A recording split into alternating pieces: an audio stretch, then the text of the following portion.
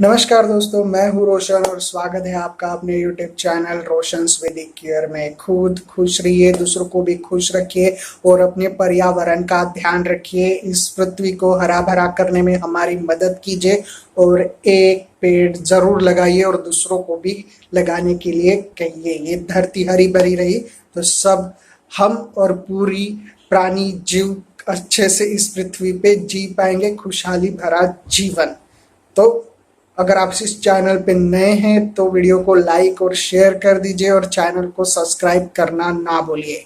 रोशंस वैदिक क्योर ये चैनल आयुर्वेद के बारे में है। हम यहाँ पे आपको आयुर्वेद के खजाने से घरेलू नुस्खे बताते हैं, आयुर्वेदिक उपाय इलाज बताते हैं जो कि काफी कारगर, सस्ते होते हैं और उनके कोई साइड इफेक्ट्स भी नहीं होते। तो चलिए आगे बढ़ते हैं। आज हम मोतियाबिंद, जिसे कैटरैक्ट भी कहा जाता है, उसके बारे में बात करेंगे। वैसे मोतियाबिंद कैटरैक्ट ये 50 से अधिक उम्र वाले लोगों को होने की संभावना ज्यादा रहती है, लेकिन ये अनुवांशिक भी है। जन्म से ही बच्चों को भी हो सकता है। मोतियाबिंद यानी आंखों का धुंधलापन। आपने कई बार देखा होगा, कई बूढ़े लोगों में यह आंख के यहाँ सफेद सफेद एक बादल समान गोला बन जाता है आई लेंसेस में, उसे मोतियाबिंद कहते हैं। मोतियाबिंद सेकेंडरी और ट्रॉमेटिक, इस तरह से भी आप कह सकते हैं, सेकेंडरी कैटरैक्ट या ट्रॉमेटिक कैटरैक्ट, ये दो उसके टाइप है। सेकेंडरी कैटरैक्ट यानी सेकेंडरी मोतियाबिंद ग्लूकोमा के ऑपरेशन के बाद उसकी होने की संभावना रहती है। और ट्रोमेटिक कैटरैक्ट जो रहता है, ट्रोमेटिक मोतियाबिंद, वो आंख में चोट लगने के कारण होता है और कभी भी चोट लगने के बाद कभी भी हो सकता है। आमतौर पर मोतियाबिंद 50 से अधिक उम्र वाले लोगों को होता है और इसके कारण हैं और लक्षण भी हैं। कारण कैटरैक्ट मोतियाबिंद क्यों होता है? ज्यादा दारू पीने से, ज्यादा स्मोकिंग यानी सिगरेट धूम्रपान करने से, असंतुलित आहार की वजह से, ज्यादा आप कह सकते हैं लंबे समय तक धूप में रहने से भी मोतियाबिंद हो सकता है।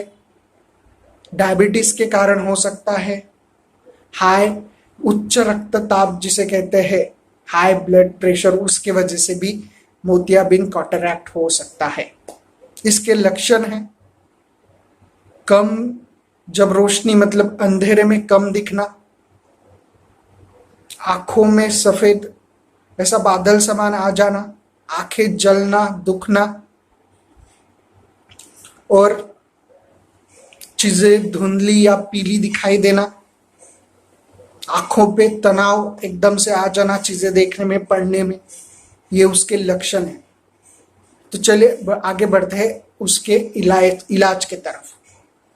शहद, आपने हनी जिसे हम कहते हैं, शहद के कई गुणकारी ऐसे मेडिसिन महत्व है। हम शहद खाते भी है, अच्छी बात है, खाना चाहिए। तो आपको शहद का एक बूंद रात को सोते समय आंखों में डाल देना है। रोज आप आंखों में एक एक बूंद शहद डाल दीजिए। इससे मोतियाबिंद होने के चांसेस कम हो जाते हैं, या फिर अगर शुरुआती अवस्था में आप मोतियाबिंद के हैं तो मोतियाबिंद को ये कम करने में मदद करता है। आप 1 महीने तक ये उपाय जरूर करके देखिए, आपको इसका जरूर फायदा मिलेगा और आंखों के कन्या जो विकार है वो भी कम हो जाएंगे। आंखों की रोशनी की ताकत, देखने की ताकत भी आपकी बढ़ेगी। दूसरा उपाय है, वो भी शहद का ही है। आपको 10 ग्राम शहद लेना है, 10 ग्राम सफेद प्याज लेना है और कपूर, कैम्फर जिसे कहते हैं, लेकिन आपको गोल वाला कपूर यूज नहीं करना जो हम पूजा में यूज करते हैं। आपको एक स्क्वायर मतलब खड़े टाइप जो रहता है, उसके आकार रहते हैं, आपको पता ही होगा, भीमसेन कपूर भी जिसे कहा जाता है, आपको वो यूज करना है।